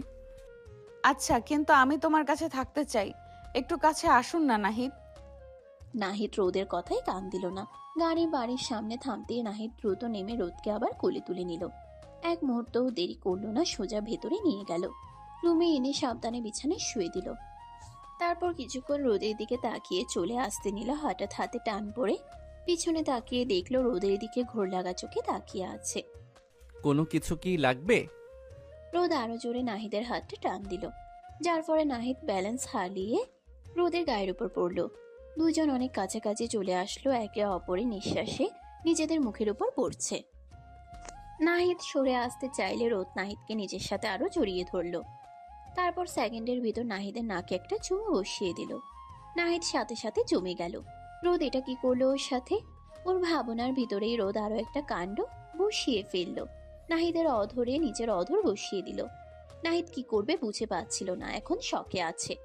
নিজের হালাল নারীর গভীর ছোঁয়া পেয়ে কোনো পুরুষই ঠিক থাকতে পারে না। নাহিদ হুঁশ খুইয়ে ফেলে রোদের অধর জোড়ায় অমৃত খুঁজে নিতে চাইল। অনেকক্ষণ পরে নাহিদ বুঝতে পারলো সে যেটা করছে সেটা একদম ঠিক না। তাড়াতাড়ি করে রোদের থেকে সরে আসতে চাইলে রোদ দিল না, আরো জড়িয়ে ধরলো নাহিদকে। রোদ পাখি, যেটা করলে সেটা ঠিক না। আমি কিছু জানি না, আমার আদর চাই। রোদ পাখি, এইভাবে তো আদর দিতে পারবো না। তুমি তো আমাকে স্বামী হিসেবে মানো না, মানুষ হিসেবেই মানো না। সেখানে স্বামী হিসেবে মানাতে বিলাসিতা। সকাল হলেই সব ভুলে যাবে, তখন আমাকে ভুল বুঝবে। দূরে থাকো আমার থেকে, এটাই ভালো। প্লিজ এমন করো না, একটু আদর দাও। না না, একটু না, অনেক। আমার চাই, এক্ষুনি চাই। নাহিদ রোদের থেকে সরে এসে বসলো। অন্যদিকে রোদ হঠাৎ জামার চেইন খুলে সেকেন্ডের ভিতর জামা খুলে টান মারলো। ইনারে হাত দিতে যাবে তার আগেই নাহিদ ওর হাত ধরে ফেলে। ও অবাক হয়ে গেছে রোদের কাণ্ড কারখানা দেখে। পাগল হয়ে গেছে এই মেয়ে, মাথা ঠিক আছে? কি করছে ও? সকালে যখন কিছু মনে থাকবে না, সমস্ত দায়ভার নাহিদকে নিতে হবে। কিন্তু রোদ তো নিজের ভিতর নেই। নাহিদের সাথে জোর জবরদস্তি করতে লাগলো। নিজেকে ছাড়িয়ে নেওয়ার জন্য জোর জবরদস্তির ভিতর নাহিদের নিঃশ্বাস আটকে গেল। রোদের গায়ে শেষ কাপড়টুকুও নেই। মেয়েটার চোখে ঘোর, ঠোঁটে অস্থির কাঁপুনি। ও নাহিদের শার্ট খামচে ধরে টানছে নিজের দিকে। আমাকে ছেড়ো না প্লিজ, আজ রাতে শুধু তোমাকে চাই। নাহিদের শরীরের প্রতিটা রক্তবিন্দু যেন বিদ্রোহ করছে। এত কাছে, এতটা আপন করে পাওয়া যে মেয়েটা দিনের আলোয় তাকে স্বামী হিসেবেই মানে না, সে আজ নিজেই ডাকছে। হালাল অথচ হারাম লাগছে মুহূর্তটা। নাহিদ দুই হাতে রোদের কাঁধ চেপে ধরলো, চোখে চোখ রাখলো। রোদ ফুপিয়ে উঠল, নাহিদের বুকে মুখ গুজে দিল। রোদ পাখি, আমার দিকে তাকাও। আমাকে চিনতে পারছো? চিনি, তুমি আমার নাহিদ, আমার শুধু তুমি। কথাগুলো শুনে নাহিদের বুকের ভেতরটা দুমড়ে মুচড়ে গেল। ইচ্ছে করছে এই পাগলামিটাকে প্রশ্রয় দিতে। এই রাগ উপেক্ষা করার শক্তি কোনো পুরুষের থাকে না। নাহিদের ঠোঁট নেমে এলো রোদের কপালে, একটা গভীর কাপা চুমু। তারপর চোখের পাতায় গালে। রোদ আরো আঁকড়ে ধরলো ওকে। ঠিক তখনই নাহিদের চোখ পড়ল রোদের ফাঁকা দৃষ্টিতে। ওর ঠোঁটে হাসি, কিন্তু চোখে কোনো বোধ নেই। ড্রাগের ঘোরে ডুবে থাকা একটা শরীর। মনটা কোথায় কে জানে। নাহিদের সমস্ত শরীর ঝাঁকি দিয়ে উঠল। সে ঝট করে রোদের থেকে 1 ইঞ্চি দূরে সরে গেল। 2 হাতে রোদের মুখটা তুলে ধরল। এই রোদ না, আমার রোদ পাখি না। আমার বউ যখন আমাকে পূর্ণ হুঁশে পূর্ণ সম্মতিতে ডাকবে, সেদিন আমি 1 পাও সরব না। কিন্তু আজ না, আজ তুমি না, আর আমি তোমার দুর্বলতার সুযোগ নিতে পারবো না। তাহলে রিকি আর আমার মধ্যে পার্থক্য কি থাকলো? কেন সরিয়ে দিচ্ছ? আমি তো তোমারই। নাহিদ চোখ বন্ধ করে নিজেকে শক্ত করলো। তারপর পাশে পড়ে থাকা চাদরটা টেনে রোদকে জড়িয়ে দিল। মেয়েটা বাধা দিতে চাইলো, ধস্তাধস্তি করলো। নাহিদ জোর করলো না, শুধু 2 হাতে শক্ত করে জড়িয়ে ধরে রাখলো। একটা ঝড়কে বুক দিয়ে ঠেকাচ্ছে। আমি আছি রোদ পাখি, এই যে তোমার পাশেই আছি, কিন্তু তোমাকে ছোবো না। আজ না, সকালে যখন তোমার চোখে ঘোর থাকবে না, ঘৃণা থাকবে না, তখন যদি বলো কাছে এসো, সেদিন এই নাহিদকে আর আটকাতে পারবে না। কথা দিলাম। চাদরটা রোদের গা থেকে বারবার সরে যাচ্ছে। মেয়েটা অবুঝের মতো নাহিদের শার্ট খামচে ধরে নিজের দিকে টানছে। দুজনে নিঃশ্বাস মিশে যাচ্ছে একে অপরের সাথে। ঘরের বাতিটা কমালো। বাইরে ঝিঝির ডাক ছাড়া আর কোনো শব্দ নেই। এত দূরে কেন তুমি? আমি তো আগুন হয়ে যাচ্ছি, একটু ছুঁয়ে দাও না। নাহিদের চোয়াল শক্ত হয়ে এলো। রোদের গরম নিঃশ্বাস ওর গলায় পড়ছে। মেয়েটার ঠোঁট ওর চোয়ালে, গলায় এলোমেলো চুমু আঁকছে। নাহিদের শরীর বিদ্রোহ করছে। এই সেই মেয়ে যাকে একদিন হালাল করে নিজের করে নিয়েছিল, অথচ কখনো কাছে পাইনি। আজ সেই মেয়ে নিজে থেকে ডাকছে। নাহিদ 1 হাতে রোদের কোমর জড়িয়ে ধরল, অন্য হাতে ওর এলোমেলো চুলগুলো কানের পাশে গুজে দিল। ওদের মাঝে 1 সুতো ফাঁকও নেই। নাহিদের ঠোঁট নেমে এলো রোদের কপালে। দীর্ঘ কাপা একটা চুমু, তারপর ভেজা চোখের পাতায়, গাল বেয়ে নেমে থুতনিতে। প্রতিটা ছোঁয়ায় নাহিদ বলতে চাইছে, আমি আছি। এই যে ধরেছি, ছাড়বো না। কিন্তু রোদ সুযোগ পেয়ে নাহিদের ঠোঁটে ঠোঁট চেপে ধরল। 1 সেকেন্ড, 2 সেকেন্ড, নাহিদের পৃথিবী থমকে গেল। মাথার ভেতর 1000টা ঘন্টা বাজছে। ও সাড়া দিয়ে ফেলল। 2 হাতে রোদের মুখটা ধরে আরো গভীর করে নিল চুমুটাকে, যেন এতদিনের সব তৃষ্ণা মিটিয়ে নিচ্ছে। কিন্তু পর মুহূর্তেই রোদের ফাঁকা চোখ জোড়া দেখে নাহিদের বুকটা ধক করে উঠল। এই চোখে প্রেম নেই, আছে শুধু ঘোর। এই ঠোঁট ডাকছে, কিন্তু মনটা জানে না কাকে ডাকছে। নাহিদ ঝটকা দিয়ে নিজের ঠোঁট সরিয়ে নিল। হাঁপাচ্ছে, কপালে বিন্দু বিন্দু ঘাম। না রোদ পাখি, এভাবে না। আজ তুমি না, আমি রিকি না, যে তোমার এই অবস্থার সুযোগ নেব। তাহলে কেন বিয়ে করলে? কেন বলো ভালোবাসো? এখন দূরে কেন ঠেলছো? নাহিদ রোদকে বুকের সাথে শক্ত করে চেপে ধরল। মেয়েটা ছটফট করছে, নাহিদ ছাড়ছে না। ওর চুলে মুখ গুজে রোদের ছটফটানি থামছেই না। নাহিদের বুকের শার্ট খামচে ধরে ও ফুপিয়ে উঠছে বারবার। কেন দূরে সরাও? আমি তো তোমারই, শুধু তোমার। নাহিদের চোয়াল শক্ত। সারা রাত নিজের সাথে যুদ্ধ করেছে, কিন্তু রোদের চোখের ঘোরটা এখন আর পুরো নেশার মতো লাগছে না। কান্না, অভিমান আর একটা তীব্র আকুতি মিশে আছে সেখানে। মেয়েটার ড্রাগের জন্য টলমল করছে না, করছে নাহিদের জন্য। নাহিদ 2 হাতে রোদের মুখটা তুলল, কপালে কপাল ঠেকালো। দুজনের গরম নিঃশ্বাস এক হয়ে যাচ্ছে। রোদ পাখি, শেষবার জিজ্ঞেস করছি, তুমি জানো আমি কে? কি চাইছো তুমি? জানি তুমি আমার নাহিদ, আমার স্বামী। আমি তোমাকে চাই, আজ এখন পুরোটা। আর কোনো দেওয়াল রেখো না আমাদের মাঝে। রোদ 2 হাতে নাহিদের গলা জড়িয়ে ধরল। ঠোঁট কাঁপছে। এবার আর নাহিদ নিজেকে আটকালো না। এতদিনের উপোস, এতদিনের অপমান, এতদিনের দূরত্ব সব এক মুহূর্তে ভেঙে গেল। ও ঠোঁট নেমে এলো রোদের ঠোঁটে। এই চুমুতে আর দ্বিধা নেই, পাপবোধ নেই। আছে শুধু অধিকার, অভিমান আর উন্মাদ ভালোবাসা। রোদও সমান তালে সাড়া দিল। নখ বসিয়ে দিল নাহিদের পিঠে। চাদরটা কখন গা থেকে সরে গেছে দুজনেরই খেয়াল নেই। বাইরের পৃথিবীর কিছু খেয়াল নেই। ঘরের ভেতর তখন শুধু 2টো মানুষ, 2টো শরীর, আর বছরের পর বছর জমে থাকা তৃষ্ণা। স্বামী স্ত্রীর মধ্যে যে গোপন বোঝাপড়া হয়। নাহিদ রোদের বুকে গলায় একের পর এক চুমু খেতে লাগলো পাগলের মতো। রোদ তাকে সম্পূর্ণভাবে সাড়া দিচ্ছে। নাহিদ রোদের বুকে মুখ গুজে দিল। আস্তে আস্তে একে অপরের একদম কাছে আসলো। দুজন দুজনের ভিতরে মিশে গেল। সকাল 7:45। ঘুম ভাঙতেই রোদের মাথাটা ঝিম ধরে গেল। কাল রাতের কিছুই মনে নাই। শেষ মনে আছে রিকির হাতে ড্রিঙ্কের গ্লাস, তারপর শূন্য। চোখ মেলেই বুঝলো গায়ে চাদর ছাড়া কিছু নাই। আতঙ্কে পাশে তাকালো। নাহিদ খালি গায়ে শুয়ে আছে, এক হাত এখনো ওর কোমরের কাছে, মাথার বেস্তর বিস্ফোরণ। রিকি তো ড্রিঙ্কে কিছু মিশাইছিল, ও অজ্ঞান হয়ে গেছিল। আর এই লোকটা? নাহিদ, রোদ পাখি, কি হয়েছে আপনার? ঘর কাঁপানো চিৎকারে নাহিদ ধর্মর করে উঠল। রোদ চাদরটা বুকের সাথে পেঁচিয়ে ছিটকে সরে গেল, চোখে আগুন, গলায় বিষ। কি হয়েছে মানে? নিজের চেহারাটা আয়নায় দেখেছো? শেষ পর্যন্ত আসল রূপটা দেখিয়েই দিলা, তাই না? আমি হুঁশে ছিলাম না, আর তুমি সুযোগ বুঝে এত বড় কাজটা করে ফেললে। নাহিদের মুখটা কাগজের মতো সাদা হয়ে গেল। কাল সারা রাত জেগে পাহারা দিছে, একবারও ছই নাই। উল্টা রোদই পাগলামি করছে, এখন সব উল্টা। আমি তো জানতাম গরিবের ছেলে, লোভ তো শরীরে থাকবে। বড় লোকের মেয়ে বিয়ে করছো, ভাবছো শরীরটাও ফ্রিতে পাবা। আমি অজ্ঞান আর তুমি? ছি, তোমারে দেখলেও আমার বমি আসতেছে এখন। রোদ শোনেন, আমার কোনো দোষ নাই। কাল রাতে আপনি নিজেই, আমি তো মানা করছিলাম বারবার, আপনি শোনেন নাই, উল্টা আমারে। কথাটা শেষ করতে পারলো না। নিজের কানে কথাগুলো কেমন ঠেকলো। এই মুহূর্তে কৈফিয়ত দিলে কি হবে? যে মানুষটা বিশ্বাসই করে না, তার কাছে সত্যটাও মিথ্যা লাগবে। আর তাছাড়া হালাল তো বিয়ে করা বউ, ছোঁয়াটা হারাম ছিল না, কিন্তু পরিস্থিতি তো হারাম করে দিছে সব। ভুলটা আমারই। কেন কাছে আসলাম? রিকির ওই নরক থেকে টাইনা আনছি, বাসায় না এনে রিয়ার কাছে থুয়ে গেলেই পারতাম, হাসপাতালে নিলেই পারতাম। আমি কেন আনলাম? কেন এক ঘরে থাকলাম? দূরে সরে যাওয়াই ভালো ছিল। গরিবের এত সাহস মানায় না। এখন এই দায় আমার, সারা জীবন এই দায় বইতে হবে।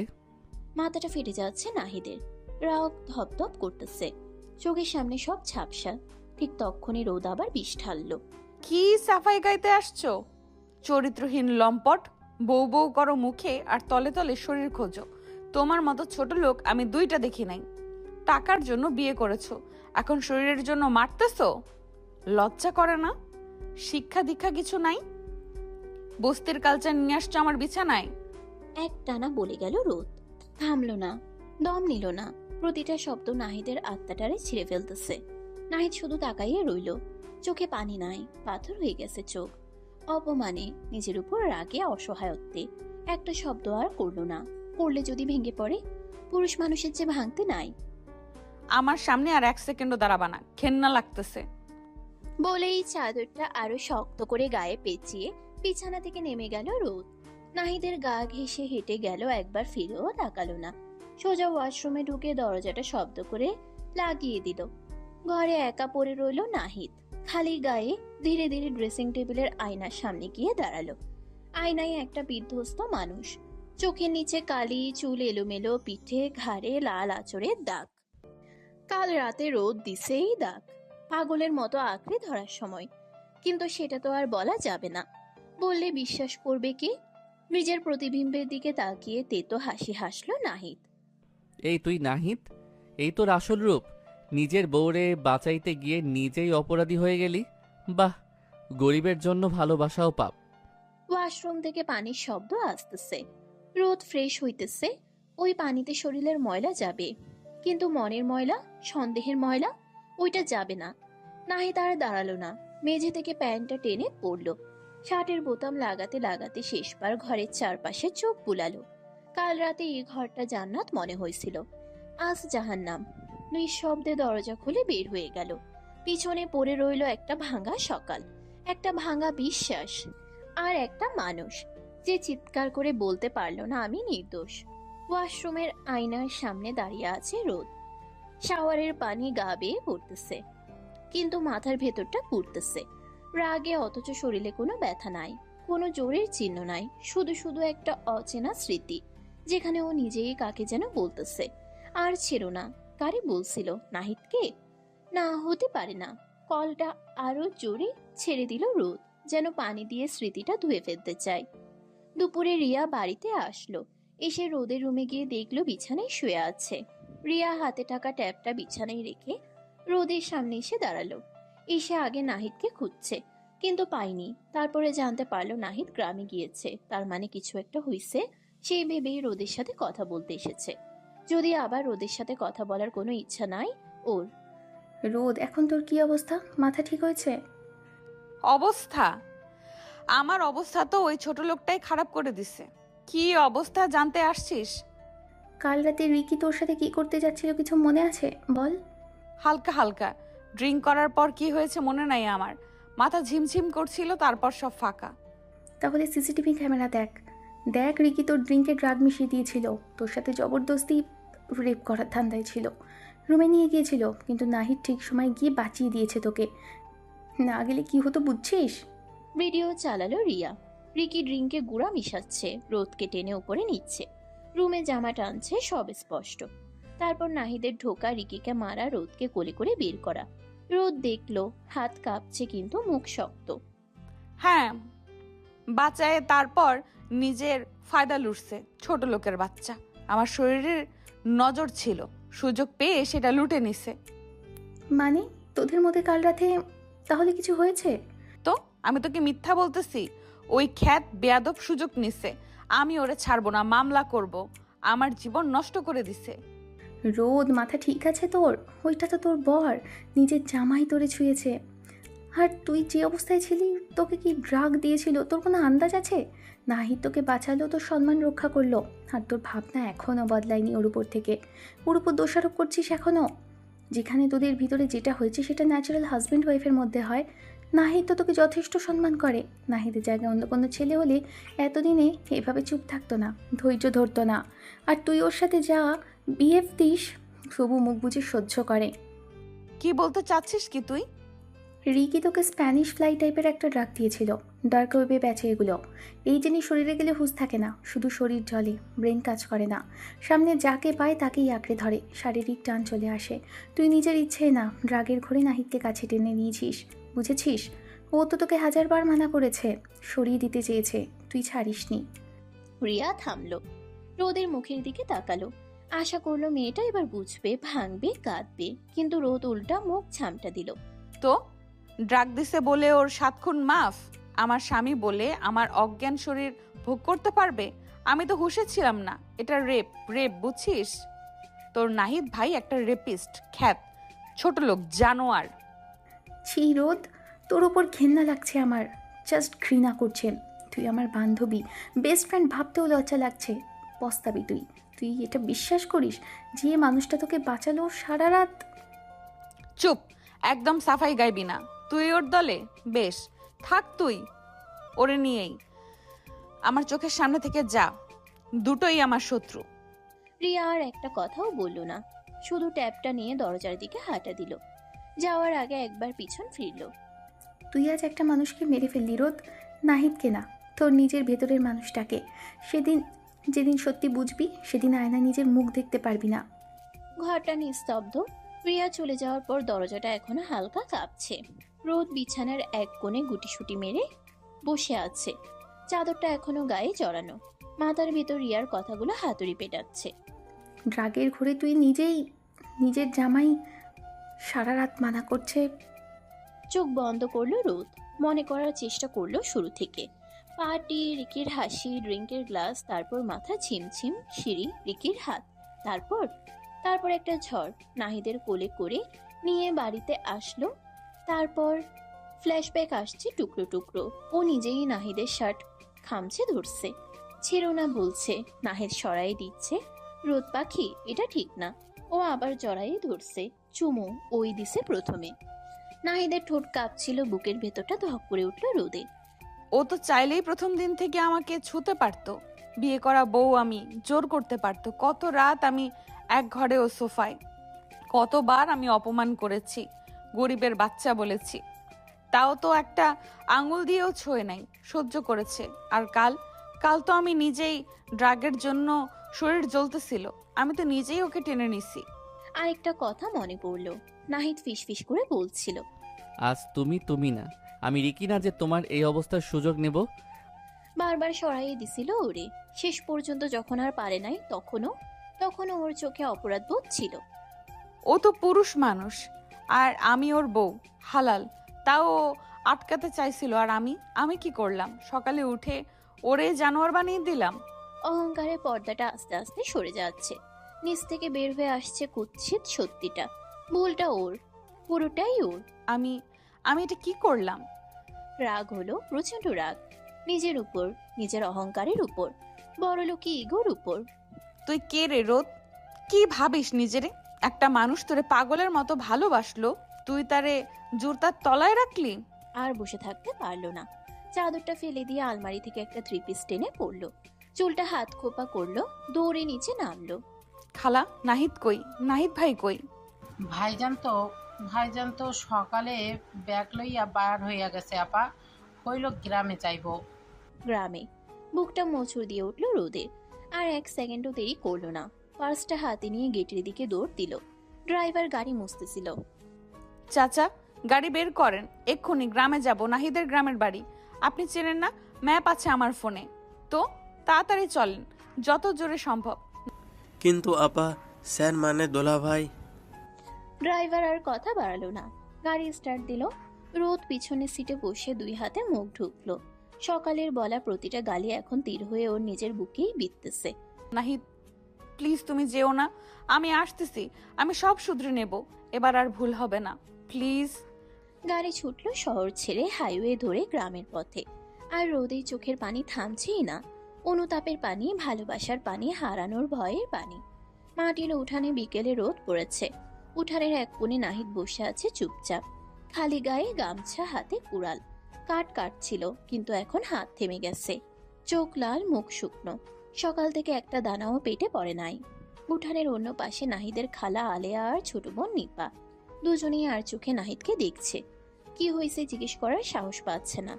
শহর থেকে ছেলে এমন মুখ কালো করে ফিরে আসে না, আবার সাথে বউকে নিয়ে আসেনি। ঠিক তখনই গেটের বাইরে একটা গাড়ির শব্দ। কালো গাড়ি।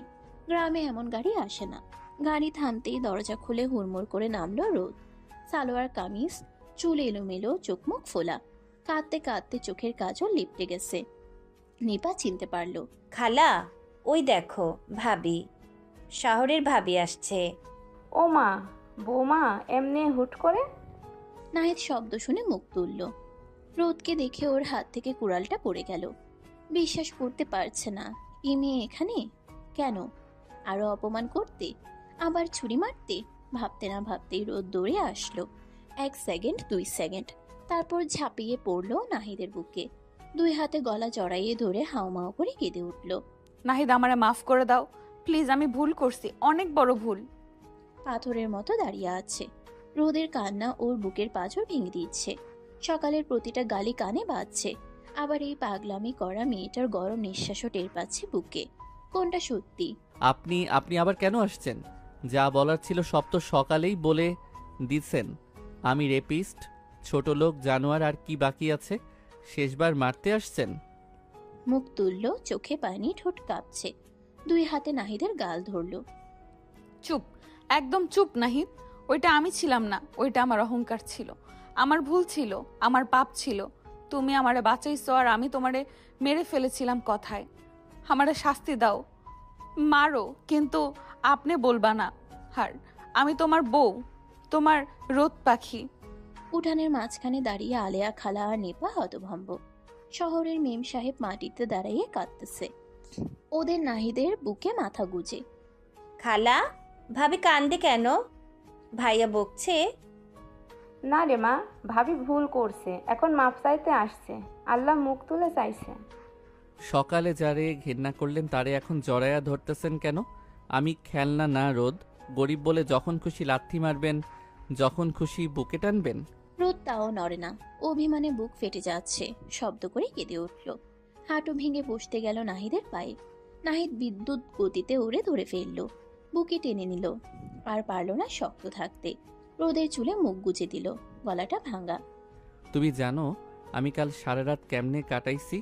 তুমি ঘুমের ঘোরে আমারে জড়াইয়া ধরে কাঁদতেছিলে, ছেড়ো না বলতেছিলে।